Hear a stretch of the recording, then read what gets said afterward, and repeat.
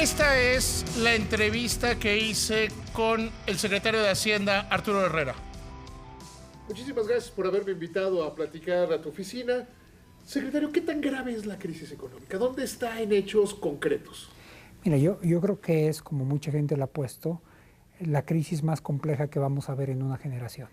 El Fondo Monetario tiene dos formas de referirse a ella. Una, cuando dice que no se ha visto, que el mundo no habrá visto una crisis como esta desde la Gran Depresión, desde 1932.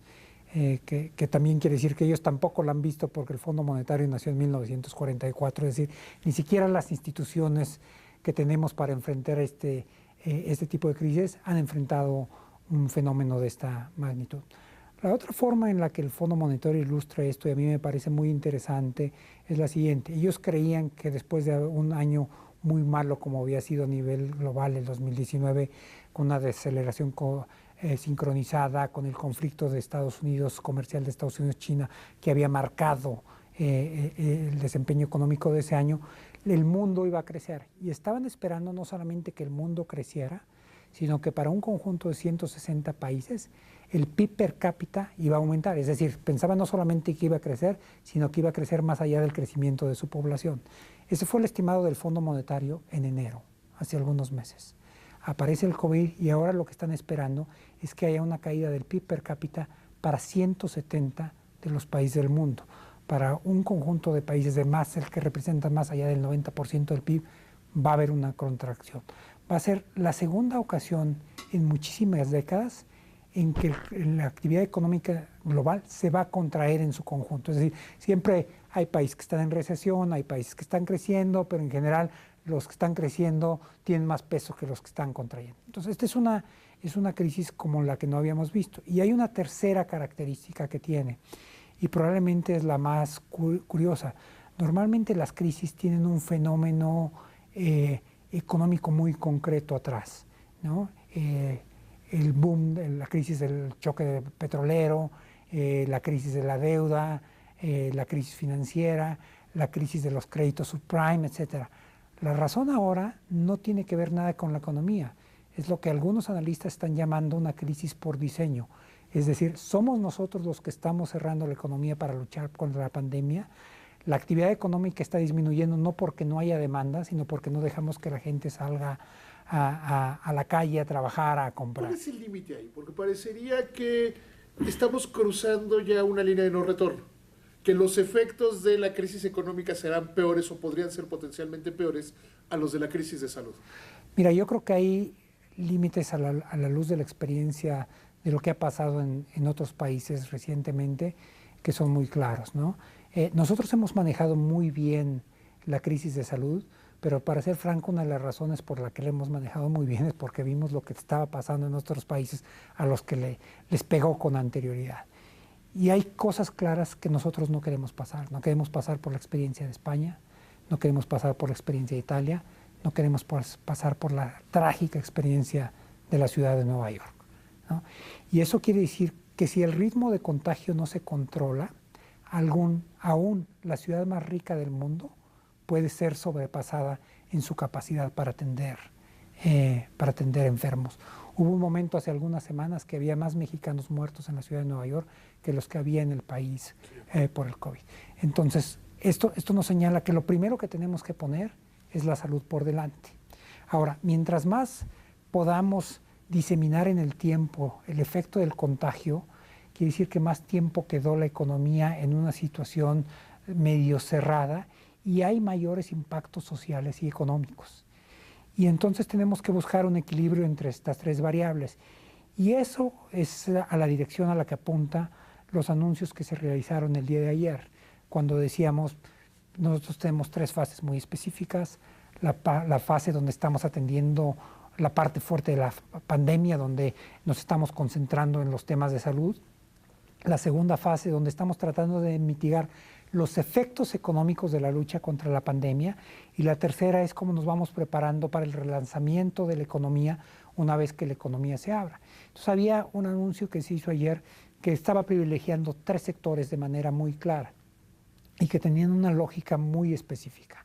El primer sector, el sector de autopartes, porque uno de los elementos importantes hacia el futuro para el crecimiento va a tener que ver cómo nos reinsertamos con la economía norteamericana, con la economía de Estados Unidos y de Canadá en función del nuevo Tratado de Libre Comercio.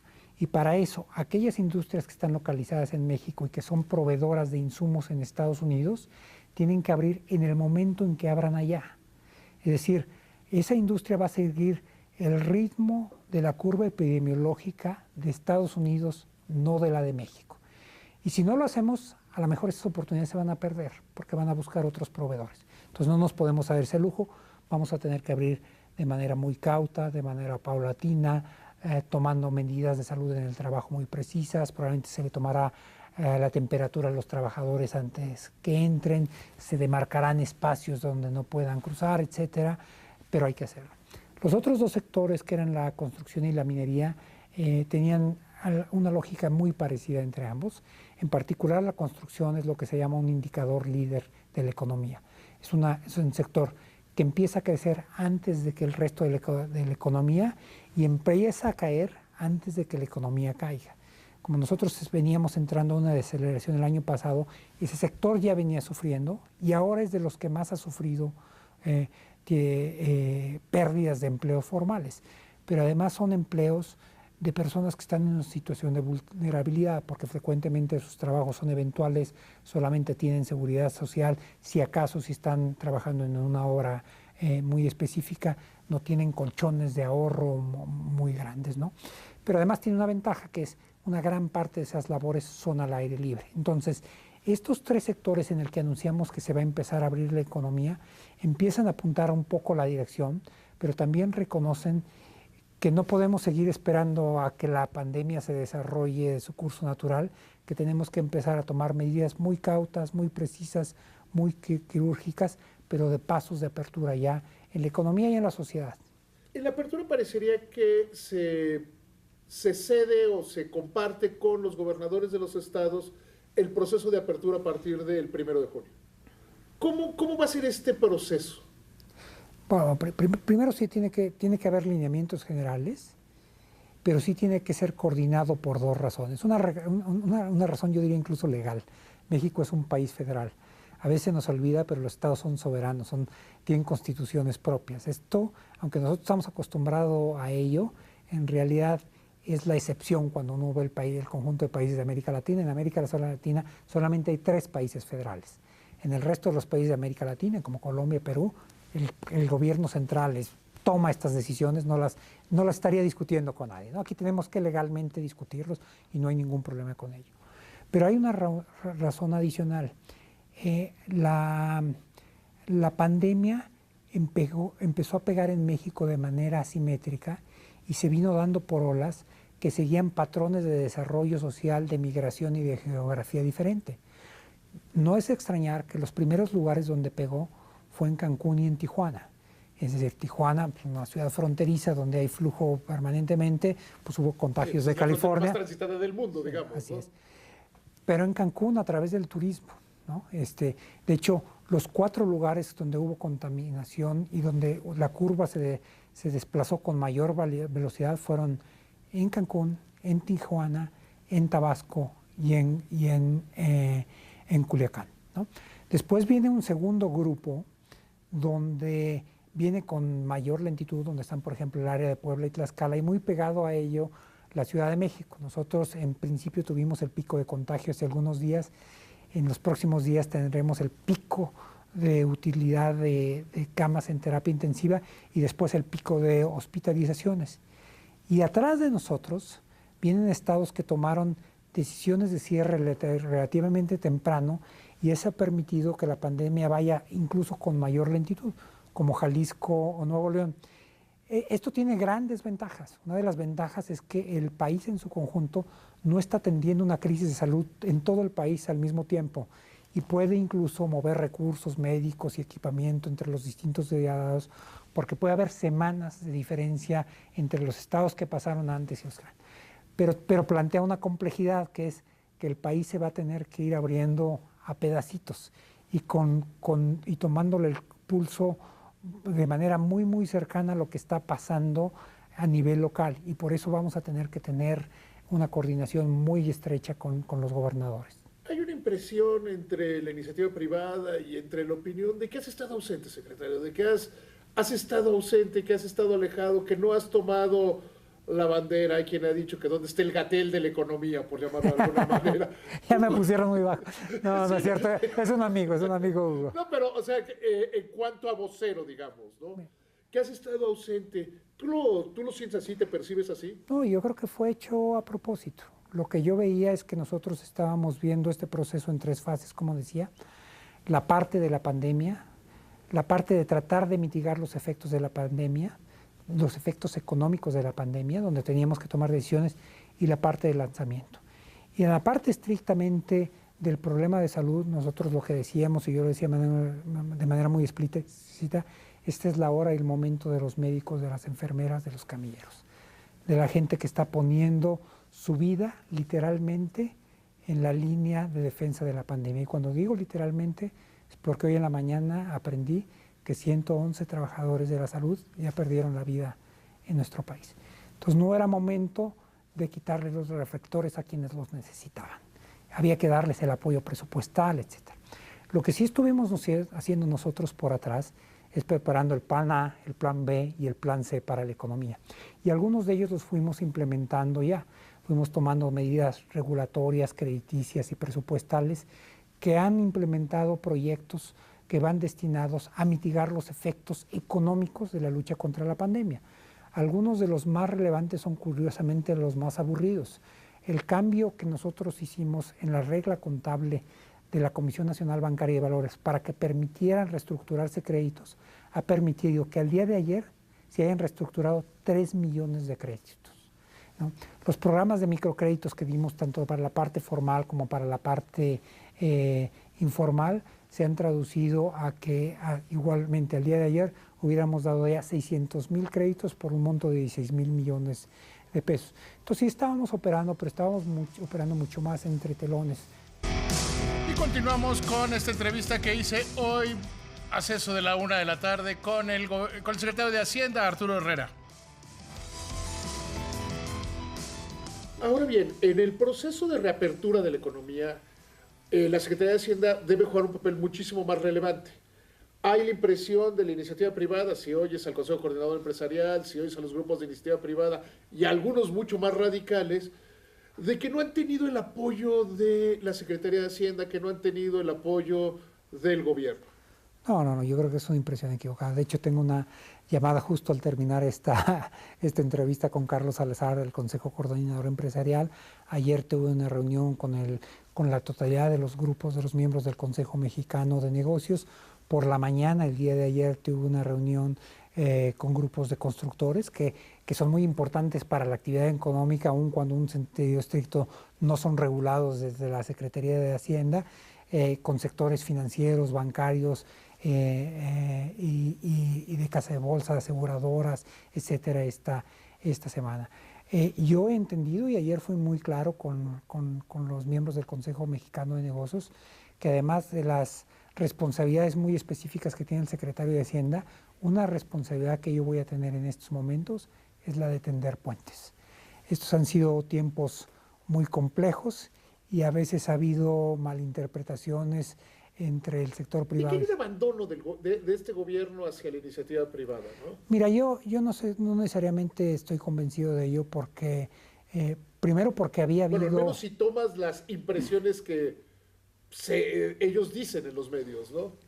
Y que están una y otra vez diciendo, queremos un programa de estímulo, no queremos un rescate, no queremos un FOBAPROA, queremos un estímulo, queremos un acompañamiento. Sí, pero mira, a lo mejor lo que hay que entender es que muchas de estas cosas se fueron haciendo con un nombre distinto.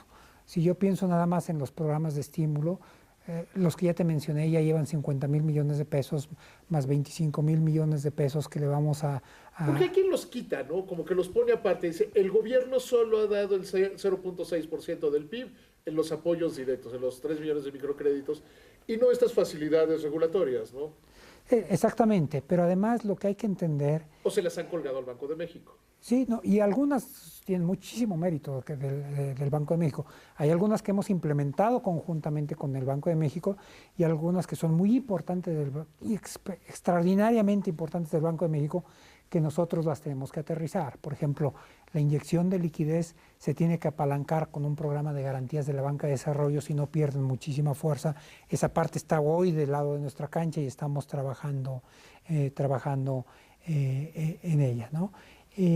Pero creo que también lo que se ha perdido de vista es la diferencia entre los márgenes de maniobra que tiene un gobierno como el mexicano al que puede tener otro gobierno, ¿no? Alguien me decía que el gobierno británico dio un estímulo fiscal de 25 puntos base, pero la tasa de referencia hoy en el Reino Unido es de 0.1, de un milésimo. O sea, sí, y hoy en México bajó a 5.5. Así es. Entonces nuestra tasa es 55 veces más cara la que tienen ellos.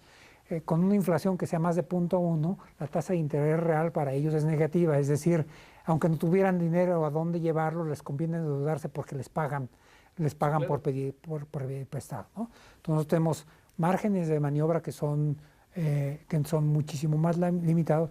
Y por eso tenemos que ser más creativos en cómo utilizamos esos márgenes de maniobra.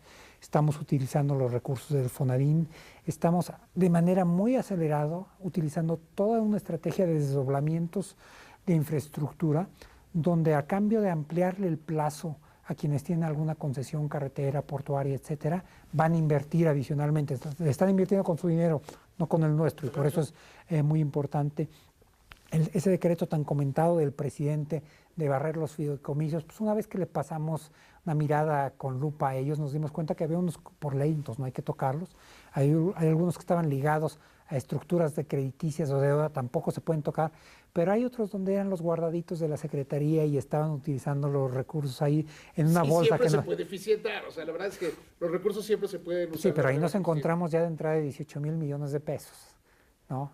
O sea, en gran medida el programa de créditos lo hemos estado financiando de esos guardaditos. En ese aspecto de los guardaditos, hay quienes dicen, el gobierno tiene una obsesión por no endeudarse y se han puesto a buscar hasta abajo de los sillones donde hay monedas, ¿no? Y en los sacos, y todos estos lados. ¿Por qué ha sido la política esa? ¿Por qué has decidido que ese es el camino de ir a buscar dónde hay dinero antes de endeudarse? Porque todo el mundo dice que se endeuden, que se endeuden, que se endeuden. Hay como incluso una presión social hacia la deuda. Sí, es extraordinariamente interesante porque sí, y yo creo que tiene algunos elementos positivos, porque eventualmente eso es lo que haces en una política contracíclica. Te endeudas cuando estás en los momentos malos y te desendeudas cuando estás en los momentos buenos. Pero el país no tenía perfectamente estructurada una política contracíclica. Y el país sí se está endeudando de una manera no deliberada. El país tiene una deuda de poco más de 11 billones de pesos, que está fundamentalmente en pesos, lo cual es muy importante, porque ante choques externos no cambia, pero fundamentalmente no quiere decir que es la totalidad en pesos. Hay casi el 30% de la deuda que está en dólares, en euros y en yenes. Eso pasó de 18 saltos a 24. A 24. Esa es una depreciación de 25%. Aplícale al 30% de eso una depreciación de entre el 25 y el 30%, y eso te da entre 900, 1,000 y 1 billón de pesos de endeudamiento adicional. Ya en la deuda reportada, en los números internos, la deuda pasó de 45% del PIB al cierre de diciembre, algo que nos había costado sangre el ser muy disciplinados, a 48% sin que hubiéramos relajado la disciplina fiscal. Así es que esa es una de las razones por las que tenemos que ser muy cuidadosos. Es muy distinto para un país como Estados Unidos, que se endeuda en su propia moneda y a tasas del 0%. Los márgenes de maniobra son de dimensiones completamente distintas. Pero también hay que entender que no necesariamente es una obsesión que vamos a llevar ad nauseam, ¿no? El presidente ha sido muy claro que tampoco nadie está obligado a lo imposible, y que vamos a tener que ir evaluando las cosas en la medida en que este proceso vaya evolucionando. Hoy tenemos una idea de hacia dónde vamos, pero es una idea con gran incertidumbre. Nosotros creemos que este es el mes donde termina el confinamiento, la sana distancia, la sana distancia, la jornada de sana distancia termina al final del mes y que poco a poco vamos a poder ir entrando a la normalidad. Pero eso es algo que vamos a tener que ir ajustando. Tiene una probabilidad extraordinariamente alta hoy, pero baste recordar que la primera jornada de sana distancia se supone que acababa el 20 de abril. Sí, hay que tener... Hay que irlo calibrando. ¿Cuándo va a empezar? ¿Cuándo estimas tú que va a recuperarse el crecimiento de la economía? ¿De qué tan profunda va a ser la V? Mira, claramente el mayor efecto va a ser en el segundo trimestre, ¿no? O sea, nosotros... ¿Cuánto estimas tú que vaya a caer la economía en este Mira, trimestre? los estimados, yo no quiero dar a conocer el estimado oficial de Hacienda, pero te puedo dar los márgenes de los estimados más sensatos que yo he visto de analistas Hay serios. algunos de locura. Sí, sí. Hay algunos que son francamente increíbles. Sí. O sea, e imposibles, diría yo. No. Yo te diría dos que he visto muy, muy serios. Uno que está usando datos de alta frecuencia, es decir, porque la información más agregada pues la conoceremos cuando el INEGI la debe conocer, pero eso no nos sirve ahora.